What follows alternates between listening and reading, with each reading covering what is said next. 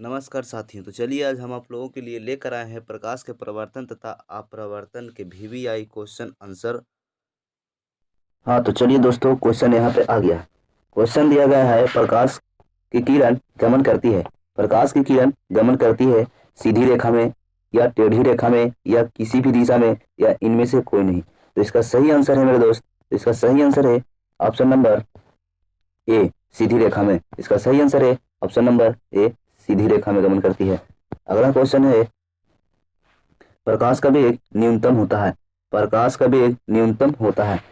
Option है निर्वात में या जल में या वायु में या कांच में। इसका सही आंसर है, इसका सही आंसर है option number D, option number D, कांच में होता है। अगला क्वेश्चन है, मोटर गाड़ी के चालक के सामने लगा रहता है। मोटर गाड़ी के चालक के सामने लगा रहता है। ऑप्शन है समतल दर्पण या उत्तल दर्पण या अवतल दर्पण या उत्तल लेंस। तो इसका सही आंसर है ऑप्शन नंबर बी, इसका सही आंसर है ऑप्शन नंबर बी, उत्तल दर्पण। अगला क्वेश्चन है, मोटर कार के हेडलाइट में किसका प्रयोग होता है। मोटर कार के हेडलाइट में किसका प्रयोग होता है। समतल दर्पण का या उत्तल दर्पण का या अवतल दर्पण का या उत्तल लेंस का। तो इसका सही आंसर है ऑप्शन नंबर सी, अवतल दर्पण का प्रयोग होता है, अवतल दर्पण। अगला क्वेश्चन है, समतल दर्पण द्वारा बना प्रतिबिंब होता है। समतल दर्पण द्वारा बना प्रतिबिंब होता है वास्तविक या काल्पनिक या दोनों या इनमें से कोई नहीं। तो इसका सही आंसर है ऑप्शन नंबर बी, काल्पनिक होता है, काल्पनिक बनता है। अगला क्वेश्चन है, लेंस की क्षमता का एसआई मात्रक होता है। लेंस की क्षमता का एसआई मात्रक होता है। तो इसका सही आंसर है, सॉरी, लेंस की क्षमता का एसआई मात्रक होता है। ऑप्शन है डायऑप्टर या ल्यूमेन या लक्स या एंगस्ट्रॉम। तो इसका सही आंसर है ऑप्शन नंबर ए, डायऑप्टर। इसका सही आंसर है डायऑप्टर।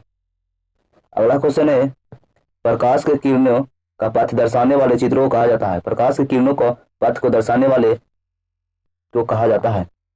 इसका ऑप्शन है किरण आरेख, फोकस या किरण पुंज या इनमें से सभी। इसका सही आंसर है ऑप्शन नंबर ए, किरण आलेख, किरण आलेख, ऑप्शन नंबर ए। अगला क्वेश्चन है, दो डायोप्टर क्षमता वाले लेंस का फोकस, दो डायोप्टर क्षमता वाले लेंस का फोकांशांतर होता है 20 सेंटीमीटर या 30 सेंटीमीटर या 40 सेंटीमीटर या 50 सेंटीमीटर। इसका सही आंसर है ऑप्शन नंबर डी, 50 सेंटीमीटर होता है, 50 सेंटीमीटर। अगला क्वेश्चन है, किसी उत्तल लेंस का फोकसांतर 50 सेंटीमीटर है तो उसकी क्षमता होगी। किसी उत्तल लेंस का फोकसांतर 50 सेंटीमीटर है तो उसकी क्षमता होगी 50, 5 डायोप्टर या -5 डायोप्टर या 2 डायोप्टर या +2 डायोप्टर। इसका सही आंसर है ऑप्शन नंबर डी, +2 डायोप्टर होता है, +2 डायोप्टर। अगला क्वेश्चन है, अगला क्वेश्चन दोस्त, वीडियो पे बने रहिएगा। यदि थोड़ा सा भी वीडियो स्किप किए तो आपकी हानि हो सकती है। तो इसका सही आंसर है +2 डायोप्टर। तो अगला क्वेश्चन है, प्रकाश के किरणों के समूह को कहते हैं, प्रकाश के किरणों के समूह को कहते हैं किरण पुंज कहते हैं मेरे दोस्त।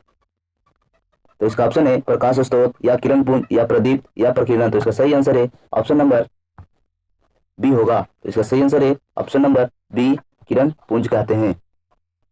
याद रखिएगा, बहुत ही वीवीआई क्वेश्चन आप लोग को हम करा रहे हैं। अगला क्वेश्चन है, उत्तल लेंस की क्षमता होती है, उत्तल लेंस की क्षमता होती है धनात्मक या ऋणात्मक या ए बी दोनों या इनमें से कोई नहीं। तो इसका सही आंसर है मेरे दोस्त, ध्यान से देखिएगा, इसका सही आंसर है धनात्मक होता है। उत्तल लेंस का जो फोकस दूरी लेंस, उत्तल लेंस की जो क्षमता होती है वो धनात्मक होती है। तो इसका सही आंसर है option number B, option number B. अगला क्वेश्चन है, अवतल लेंस की क्षमता होती है, अवतल लेंस की क्षमता होती है। तो मेरे दोस्त, इसका आंसर आप कमेंट बॉक्स में जरूर बताइएगा, इसका आंसर कमेंट बॉक्स में जरूर बताइएगा। तो अगला क्वेश्चन है, उत्तल लेंस को कहते हैं, उत्तल लेंस को कहते हैं, उत्तल लेंस को अभिसारी लेंस या द्वि उत्तल लेंस या अपसारी लेंस या इनमें से नहीं कोई नहीं, क्या कहते हैं मेरे दोस्त, बताइए क्या कहते हैं। तो इसका सही आंसर है अभिसारी लेंस, उत्तल लेंस को अभिसारी लेंस भी कहा जाता है। उत्तल लेंस को अभिसारी लेंस भी कहा जाता है। ध्यान में रखिएगा, इसे उत्तल लेंस को अभिसारी लेंस भी कहा जाता है। अगला क्वेश्चन है, अवतल लेंस को कहते हैं, अवतल लेंस को कहते हैं अभिसारी लेंस या द्वि अवतल लेंस या अपसारी लेंस या इनमें से कोई नहीं। तो इसका सही आंसर है अपसारी लेंस। ऑप्शन नंबर सी सही आंसर, अपसारी लेंस। अगला क्वेश्चन है, निम्न में से कौन सा पदार्थ लेंस बनाने के लिए प्रयुक्त नहीं किया जा सकता है? तो ऑप्शन है जल, बी में कांच, सी में प्लास्टिक और डी में मिट्टी है। तो इसका सही आंसर है ऑप्शन नंबर डी, मिट्टी। अगला क्वेश्चन है, किस दर्पण में हमेशा वस्तु से छोटा प्रतिबिंब प्राप्त होता है? किस दर्पण से हमेशा वस्तु में छोटा प्रतिबिंब प्राप्त होता है? ऑप्शन है समतल या उत्तल या अवतल या कोई नहीं। तो इसका सही आंसर है option number D, option number B sorry, इसका सही आंसर है उत्तल दर्पण में। अगला क्वेश्चन है, किस दर्पण से वस्तु का बड़ा प्रतिबिंब बनता है? किस दर्पण से वस्तु का बड़ा प्रतिबिंब बनता है? समतल दर्पण से या अवतल दर्पण से या उत्तल दर्पण से या कोई नहीं। तो इसका सही आंसर है option number B, option number B, अवतल दर्पण। अगला क्वेश्चन है, प्रकाश के प्रवर्तन के कितने नियम है? प्रकाश के प्रवर्तन के कितने नियम है? तो प्रकाश के प्रवर्तन के दो नियम है मेरे दोस्त। प्रकाश के प्रवर्तन के दो नियम होते हैं। तो इसका सही आंसर है ऑप्शन नंबर 2।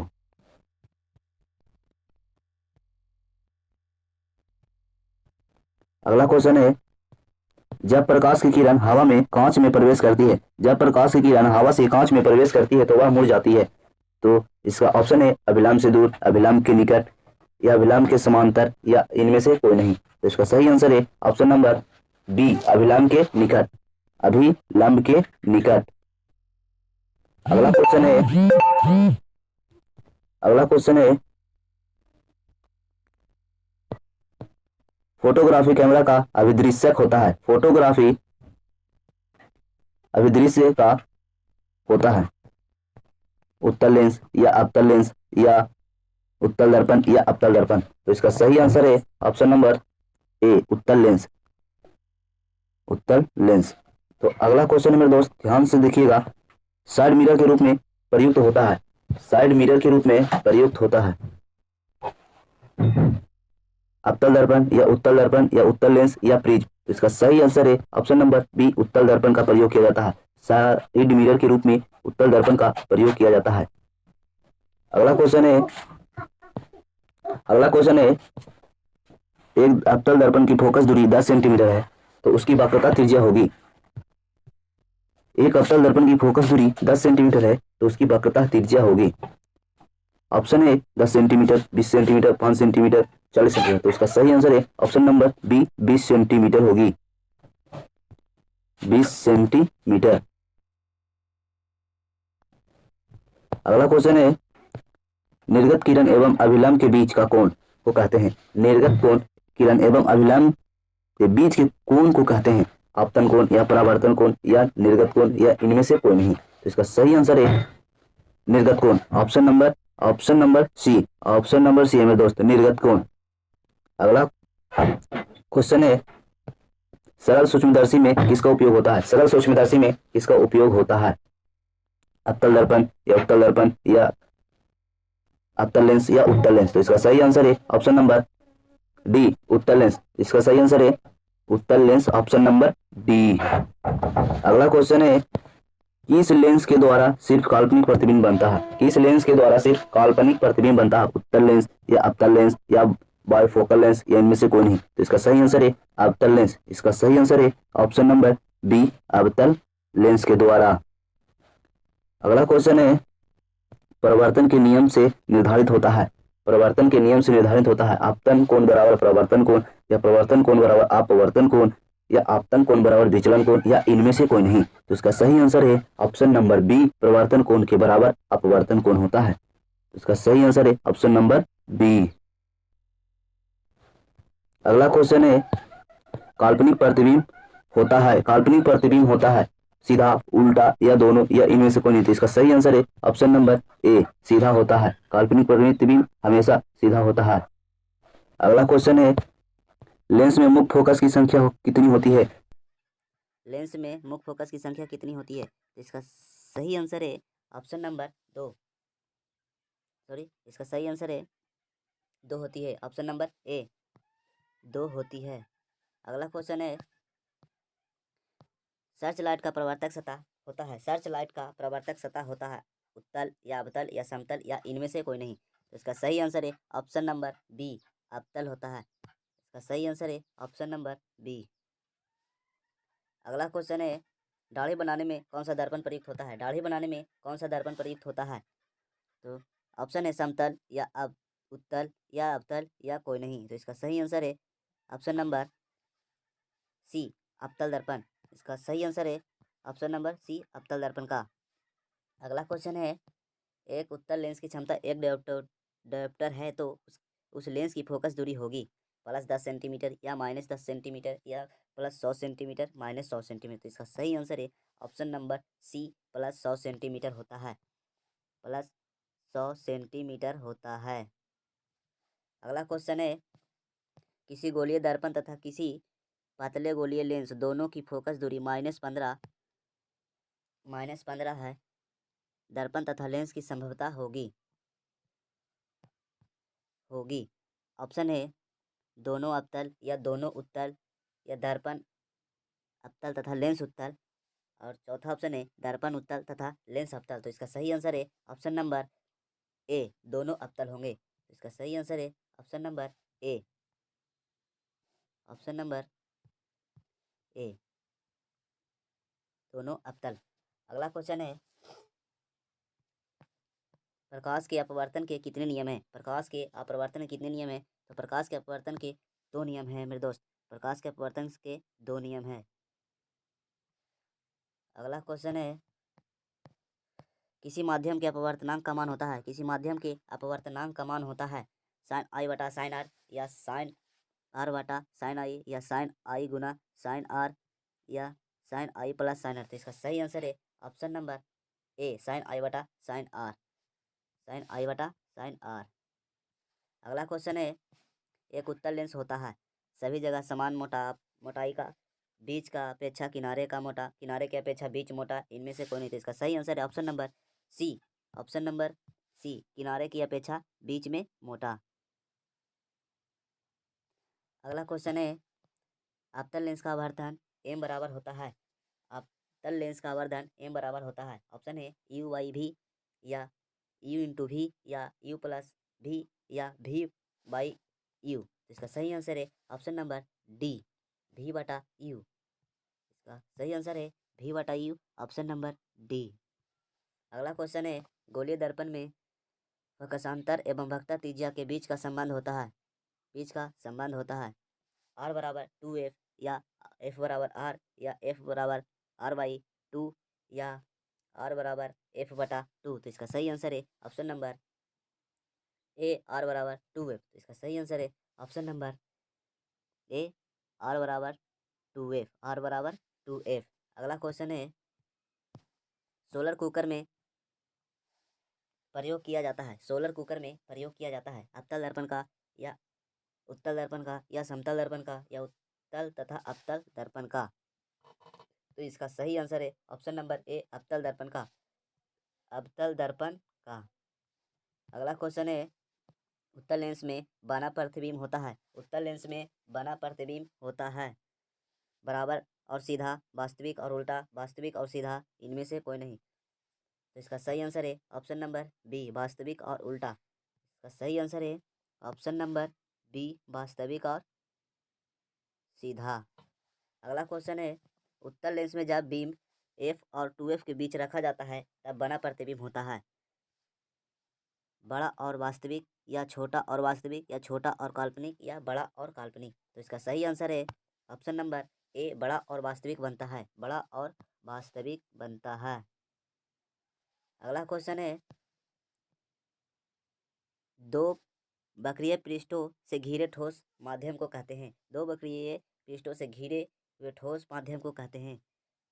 ऑप्शन है गोलीय दर्पण या त्रिज्या या गोलीय लेंस या समतल दर्पण। तो इसका सही आंसर है गोलीय लेंस। तो इसका सही आंसर है ऑप्शन नंबर ए, गोलीय लेंस कहते हैं। अगला क्वेश्चन है वह गोलीय दर्पण जो बाहर की तरह वक्रित हो कहलाता है। वक्रित हो वह कहलाता है। तो इसका सही आंसर है तो इसका ऑप्शन है अवतल दर्पण कहलाता है या सप्तम समतल दर्पण या उत्तल दर्पण या इनमें से कोई नहीं। तो इसका सही आंसर है ऑप्शन नंबर सी है। तो ये वह उत्तल दर्पण कहलाता है। तो इसका ऑप्शन नंबर सी।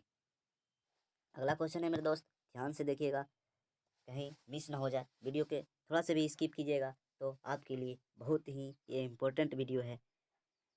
अगला क्वेश्चन है गोलीय दर्पण के प्रवर्तक पृष्ठ केंद्र को दर्पण कहा जाता है। मध्य को या ध्रुव को या गोलार्ध को या अक्ष को। तो इसका सही आंसर है ऑप्शन नंबर बी, ध्रुव को कहा जाता है, ध्रुव को। अगला क्वेश्चन है किस लेंस द्वारा उत्पन्न आवर्धन का असही मात्रक क्या है। किसी लेंस द्वारा उत्पन्न आवर्धन का असही मात्रक क्या है। मीटर या सेंटीमीटर या मिलीमीटर या मात्रक विहीन। तो इसका सही आंसर है ऑप्शन नंबर बी, मात्र विहीन, मात्र विहीन कहा जाता है। अगला क्वेश्चन है लेंस के केंद्रीय बिंदु को कहते हैं। लेंस के केंद्रीय बिंदु को कहा जाता है। तो ऑप्शन है वक्रता केंद्र, प्रकाशित केंद्र, द्वारक केंद्र या अक्ष केंद्र। तो इसका सही आंसर है प्रकाशित केंद्र। तो इसका सही आंसर है प्रकाशित केंद्र। तो इसका ऑप्शन नंबर बी, इसका सही आंसर है ऑप्शन नंबर बी। अगला क्वेश्चन है मेरे दोस्त, किसी शब्दकोश में पाए गए छोटे अक्षरों को बढ़ते समय आप निम्न में से कौन सा लेंस पसंद करेंगे। 50 सेंटीमीटर वाला फोकस दूरी का अवतल लेंस या 50 सेंटीमीटर दूरी वाले उत्तल लेंस या 50 सेंटीमीटर दूर का अवतल लेंस या 5 सेंटीमीटर फोकस दूरी का उत्तल लेंस। तो इसका सही आंसर है option number D, 5 centimetre focus दूरी वाले उत्तल लेंस, ऑप्शन नंबर डी। अगला क्वेश्चन है इनमें से कौन सा दर्पण का सूत्र है। इनमें से कौन दर्पण का सूत्र है।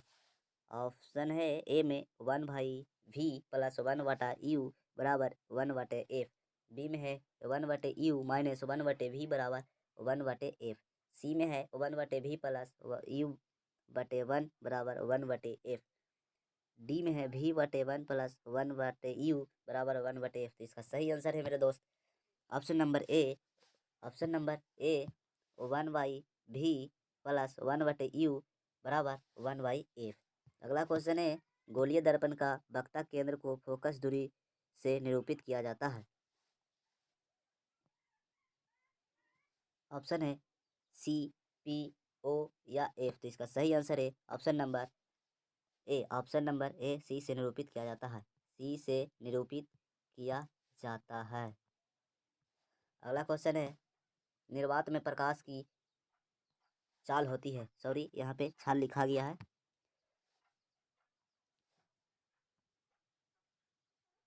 चाल। निर्वात में प्रकाश की चाल होती है 3 × 10⁸ मीटर प्रति सेकेंड या 2 × 10⁸ किलोमीटर प्रति सेकेंड या 3 × 10⁹ मीटर प्रति सेकेंड या 3 × 101⁻10 मीटर प्रति सेकेंड। तो इसका सही आंसर है 3 × 10⁸ मीटर प्रति सेकेंड। तो इसका सही आंसर है option number A, option number ए। अगला क्वेश्चन है दंत विशेषज्ञ मरीजों के दांतों का बड़ा प्रतिबिंब देखने के लिए किस दर्पण का उपयोग करते हैं। ऑप्शन है अवतल दर्पण या समतल दर्पण या उत्तल दर्पण या सभी।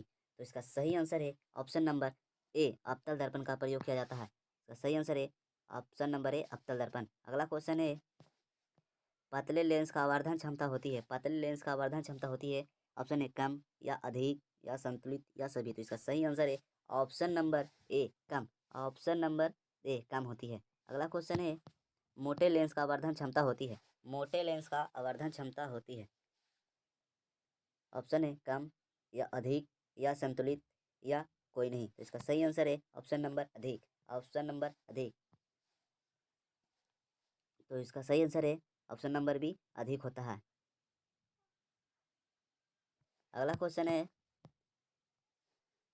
अवतल दर्पण के ध्रुव और मुख्य फोकस के बीच रखे बीम का प्रतिबिंब की प्रकृति होती है आभासी तथा उल्टा, या आभासी एवं सीधा, काल्पनिक एवं सीधा, या इनमें से सभी। इसका सही आंसर है ऑप्शन नंबर बी, आभासी एवं सीधी। आभासी एवं सीधी। अगला क्वेश्चन है आभासी एवं सीधी।